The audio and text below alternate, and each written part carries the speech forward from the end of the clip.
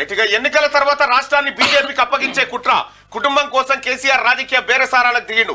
CM Revanth Reddy సంచలన ఆరోపణ. ఇక కేసీఆర్ 100 ఏళ్లకు సరిపడా విధ్వంసం చేసినా అది కేవలం ఆర్థిక విధ్వంసమే తప్ప సమాజ విధ్వంసం కాదు. కానీ రాష్ట్రంలో బీజేపీ ప్రవేశిస్తే తెలంగాణ సమాజమే నిట్టనిలునా చీలిపోయి మధ్య యుగాల నాటి పరిస్థితులు వస్తాయని చెప్పి ముఖ్యమంత్రి రేవంత్ రెడ్డి అంటా ఉన్నాడు. ఇక బీజేపీ అధికారంలో ఉన్న రాష్ట్రాల్లో ఎలాంటి అభివృద్ధి జరగడం లేదు. వరుసగా బీజేపీ గెలుస్తున్న ఉత్తరప్రదేశ్ ను తీసుకుంటే ఆ రాష్ట్రం ఢిల్లీ కూతవేడు దూరంలో ఉన్నప్పటికీ పెట్టుబడులు రావడం లేదు.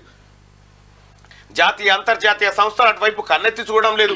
అందుకు అక్కడి పరిపాలనా విధానం, శాంతి భద్రతల సమస్య, బీజేపీ వ్యవహార శైలే కారణం అంటూ బీజేపీ పాలిత రాష్ట్రాల్లో ఎలాంటి అభివృద్ధి జరగడం లేదు. ఇక్కడ బీజేపీ వచ్చి ఏం చేసేది ఉంది? దేశంలో కూడా అదే పరిస్థితులు ఉన్నాయి.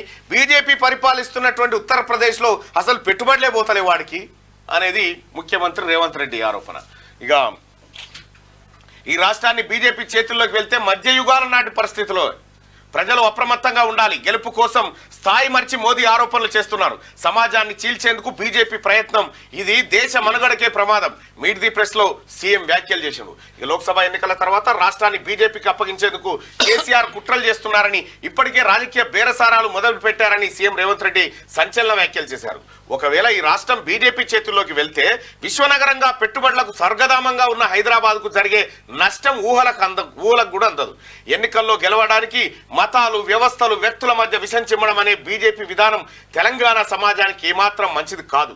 ఎట్టి పరిస్థితుల్లోనూ రాష్ట్రంలో బీజేపీ ప్రవేశించకుండా నిలువరించాలన్న ఆలోచనతో ఎన్నికల్లో బరిగీసి కొట్లాడుతున్నామని ఆయన తెలిపారు. తెలంగాణ రాష్ట్ర ఏర్పాటుతో ఎంతో మంది త్యాగాలున్నాయి. కానీ ఆ త్యాగాల పునాదుల మీద ఒక వ్యక్తి రాజకీయ పార్టీని విస్తరించుకొని తెలంగాణ రాష్ట్రాన్ని అధోగతి పాలు చేసిండు. దీంతో విసిగెత్తిన తెలంగాణ ప్రజలు ఆ కుటుంబ పార్టీని గద్దె దింపిండ్రు. ఇది తట్టుకోలేని ఆ పార్టీ ఇప్పుడు ఆ కుటుంబం కోసం వ్యూహాత్మకంగా ఎన్నికల తర్వాత ఈ రాష్ట్రాన్ని బీజేపీకి అప్పగించాలని కుట్ర చేస్తున్నది.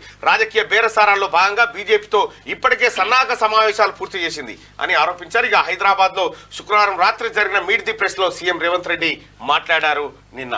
ఇది రేవంత్ రెడ్డి స్టేట్మెంట్ అయితే ఇది నరేంద్ర మోడీ స్టేట్మెంట్.